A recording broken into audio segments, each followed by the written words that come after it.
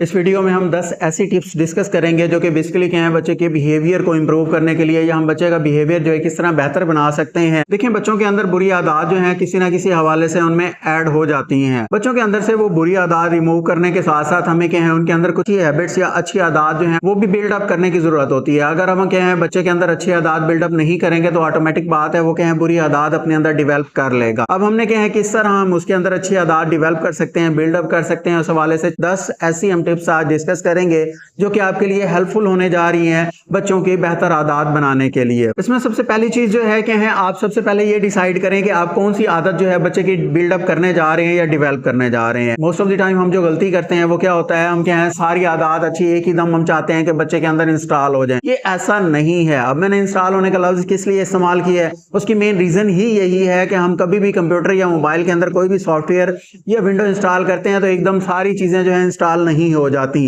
One by one step by step जो है चीजें बेहतर होती हैं या इंप्रूव होती हैं। सेम इसी तरह हमारे अंदर भी या बच्चों के अंदर जो आदत इंप्रूव हो रही होती हैं, जो चीजें हमने क्या है सेटल डाउन करनी होती हैं वो वन बाय वन हो सकती हैं। ऐसा नहीं हो सकता कि एकदम से बच्चे के अंदर से सारी बुरी चीजें रिमूव हो जाएं और सारी अच्छी आदत जो है उसके अंदर क्या है फीड हो जाएं या इंस्टॉल हो जाएं। आप पहले डिसाइड करें कि आपने कौन सी चीजें जो है बच्चे के अंदर कौन सी आदत जो है ना अब किसके ऊपर वर्क करना है, कौन सी हैबिट को उसके क्या है रिमूव करना है या कौन सी हैबिट जो है उसकी आपने इंप्रूव करनी है। सेकंड चीज जो है कि बच्चे के दिमाग के अंदर घुसने की कोशिश करें। इसका मतलब क्या है, मोस्ट ऑफ द टाइम हम क्या है वजह समझे बगैर ही बच्चों की आदत को बेहतर या क्या है चेंज करने की कोशिश करने लग जाते हैं। अब बच्चा क्या ऐसा कर क्यों रहा है, उसके अंदर ये बैड हैबिट्स जो आई हैं वो किस वजह से आई हैं, हम उनके अंदर किस तरह अच्छी आदत जो है फीड कर सकते हैं, इस हवाले से क्या है पहले बच्चे को समझने की जरूरत है। मींस फॉर एग्जांपल बच्चा कोई बदतमीजी कर रहा है, वो किस लिए कर रहा है, अटेंशन गेन करने के लिए कर रहा है या कोई और उसका मकसद है, या चीजें चुरा रहा है, चुराने की वजह उसकी क्या है। हम पहले क्या है उसके रूट काज फाइंड करने की कोशिश करते हैं। अगर हम क्या है रूट काज या मेन वजह जो है फाइंड करने की कोशिश नहीं कर रहे और एज सच क्या है उसे ठीक करने की या बेहतर करने की या इंप्रूव करने की कोशिश कर रहे हैं तो ये हमारी टोटल एफर्ट जो है जाया हो जाएगी। थर्ड चीज जो है कम विद गेम प्लान, यानी आपके पास क्या है कोई भी चीज कोई भी काम आपने करना है उसके पास क्या है जब तक आपके पास क्या है रफ डाटा रफ अरेंजमेंट्स नहीं है आप उस काम को सरअंजाम नहीं दे सकते। सेम इसी तरह बच्चों के अंदर आपने क्या है बुरी हैबिट्स रिमूव करनी है, अच्छी हैबिट उसके अंदर बिल्डअप करनी है तो आप क्या है एज सच ऐसे उसके अंदर नहीं कर सकते जब तक आपके पास क्या है एक प्रॉपर प्लान नहीं है, प्रॉपर मैकेनिज्म नहीं है। तो आपने क्या है जब भी कोई हैबिट बच्चे के अंदर बिल्डअप करनी है, इंप्रूव करनी है, उसके लिए क्या है प्रॉपर प्लान और मैकेनिज्म जो है बिल्डअप करके रखें। कुछ गोल्स डिसाइड करें। अब गोल्स भी क्या है ऐसे होने चाहिए जो कि क्या है उसके प्रेजेंट या करंट सिचुएशन से मैच कर रहे हो। इसके अलावा गोल सेटिंग के दौरान आप एक बात जरूर याद रखें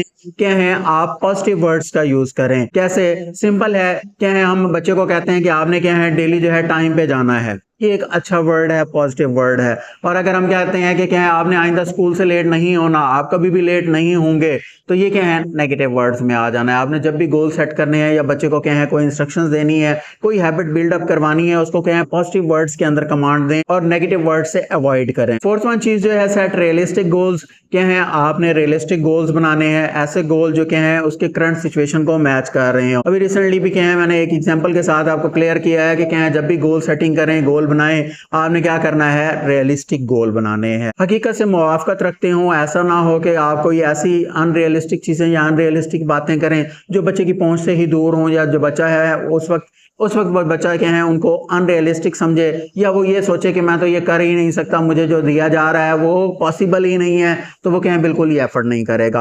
आपने क्या है कुछ ऐसी चीजें उसके सामने सेट डाउन करनी है जो उसको लगे कि क्या है यार ये छोटा स्टेप है, मैं उठा सकता हूँ, ये स्टेप मैं ले सकता हूँ। जब वो छोटे स्टेप लेगा तो बड़े स्टेप ऑटोमेटिकली लेना स्टार्ट कर लेगा। फिफ्थ वन चीज जो है आपको ये पता होना चाहिए कि ये राइट टाइम है इस चीज को स्टार्ट करने का या नहीं है। इसकी वजह क्या है, मोस्ट ऑफ द टाइम बच्चे स्ट्रेस में होते हैं, बच्चे किसी वजह से टेंशन में होते हैं, किसी परेशानी का शिकार होते हैं और हम क्या उन्हें सीधा करने की या सेट करने की कोशिश करने में लग जाते हैं। अब ये चीज उनके लिए और ज्यादा परेशान कौन होती है और ज्यादा उनको क्या है डिस्टर्ब करने वाली चीज होती है। फॉर एग्जांपल बच्चा किसी दोस्त के साथ अटैच था, उसके साथ बहुत ज्यादा उसकी अटैचमेंट थी और वो दोस्त क्या है किसी वजह से वो स्कूल छोड़ गया है या वो सिटी छोड़ गया, उस एरिया से किसी और दूसरे एरिया में शिफ्ट हो गया है। अभी बच्चा क्या है नए दोस्त भी बनाने के काबिल नहीं हुआ या बच्चे ने अभी नए दोस्त नहीं बनाए और नई एनवायरनमेंट से ही सेटल डाउन नहीं हुआ और हमने क्या है उसको न्यू टारगेट्स देना करना शुरू कर दिए हैं, तो ये उसके लिए क्या है मजीद अलार्मिंग सिचुएशन होगी, मजीद परेशान करने वाली बात होगी। इसलिए हमेशा जो है राइट टाइम का इंतखाब करें नई चीज को स्टार्ट करने के लिए। 6th चीज जो है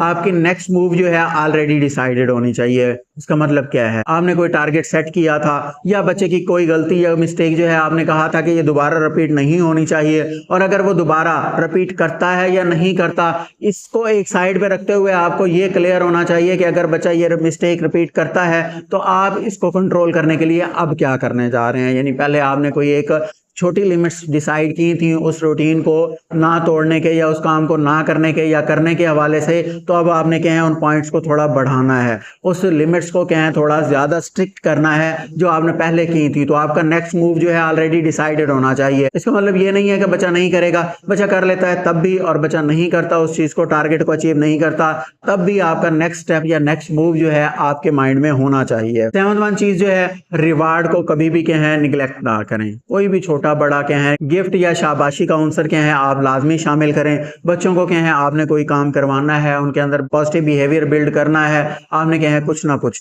लाजमी नहीं है कोई ऐसी चीजें हो जो आपके लिए क्या है बहुत ज्यादा एक्सपेंसिव हो या आपके लिए क्या है अफोर्ड करना पॉसिबल ना हो। आप कुछ ऐसी चीजें भी कर सकते हैं जो कि क्या है ऑलरेडी चल रही हैं। मीन्स आप उनके साथ सिंपल क्या कहें कि अगर आप ये कहें हैबिट्स बिल्डअप कर लेते हैं, आप इस तरह के हैं अच्छी आदत अपने अंदर इंप्रूव कर लेते हैं, ये जो टारगेट मैंने दिए आप अचीव कर लेंगे, तो हम क्या हैं ज़्यादा क्वालिटी टाइम एक दूसरे के साथ गुजारेंगे। पहले अगर हम क्या हैं 30 मिनट एक दूसरे के साथ क्या है बैठकर गपशप करते हैं, अच्छा वक्त गुजारते हैं, तो अब हम क्या है 40 मिनट एक दूसरे के साथ बैठेंगे गपशप करेंगे। ये क्या होगा, हमारे पास क्या है एक्सपेंसिव भी नहीं होगा, इसको करना भी आसान है और बच्चे के लिए भी क्या है ये पॉजिटिव इम्पैक्ट डालेगा। 8वां पॉइंट जो है बी रेगुलर। क्या है ऐसा नहीं है कि क्या है आपने एक ही दफ़ा बच्चे को बता दिया या क्या है आपने एक दफ़ा बताया उसके बाद क्या है आपने कई दिन तक उसके ऊपर फीडबैक ही नहीं लिया। आपने रेगुलर रहना है। बच्चों को चेक एंड बैलेंस करने के लिए, बच्चों के बिहेवियर को इंप्रूव करने के लिए आपको रेगुलर होने की जरूरत होती है। रेगुलरली उनके ऊपर चेक एंड बैलेंस करने की जरूरत होती है, तब जाके आपको वो पॉजिटिव रिस्पॉन्स और पॉजिटिव रिजल्ट देते हैं। 9वां पॉइंट जो है रीएवैल्यूएट स्ट्रेटजी। क्या है आपने कोई एक तरीकाकार अपनाया है बच्चे को क्या है बेहतर करने के लिए, बच्चे का बिहेवियर इंप्रूव करने के लिए, और वो तरीकाकार आप 12 से 15 दिन तक अप्लाई करें। अगर वो तरीकाकार इफेक्टिव नहीं है, कारगर नहीं है, तो आप क्या है तरीकाकार चेंज करने की जरूरत है। लाजमी नहीं है एक ही तरीके से आप क्या है उस बच्चे को कंट्रोल करने या मैनेज करने की कोशिश करें। अगर एक तरीकाकार पॉजिटिवली आपको रिजल्ट नहीं दे रहा तो कोशिश करें कोई और स्ट्रेटजी या कोई और तरीकाकार जो है अप्लाई करें बच्चे को बेहतर करने के लिए। लास्ट वन पॉइंट जो है 10th है help to learn from mistakes. ये क्या है दोनों के लिए, पेरेंट्स के लिए भी और बच्चे के लिए भी। बच्चे को भी ये समझाएं कि आपने क्या है कोई चीज़ करने की कोशिश की और आपने क्या है वो मिस्टेक्स हो गए, आपसे फेलियर हुआ, तो उससे सीखने की कोशिश करें कि आपके अंदर फॉल्ट कहाँ आया था या कौन सी ऐसी चीज़ थी जिसने आपको क्या है टारगेट तक पहुँचने में क्या है नाकामी का सामना करवाया या आप टारगेट तक नहीं पहुँच पाए। और सेम इसी तरह अगर आप क्या है कोई टेक्निक अप्लाई कर रहे हैं और आपने क्या है वो टेक्निक अप्लाई की लेकिन आपको वो रिजल्ट नहीं मिले, खातिर खा रिजल्ट जो क्या है दूसरे लोग हासिल कर रहे हैं या उन टेक्निक्स को क्या है इफेक्टिवली यूज़ कर रहे हैं, आपने कहाँ खामी की, आपसे कहाँ गलतियां हुई, कौन सी ऐसी चीज़ है जो आपको रीअसेस या रीएग्जामाइन करने की ज़रूरत है, आपने क्या है उन चीज़ों को देखना है और अपने फेलियर से सीखना है, आपने भी और आपके बच्चे ने भी।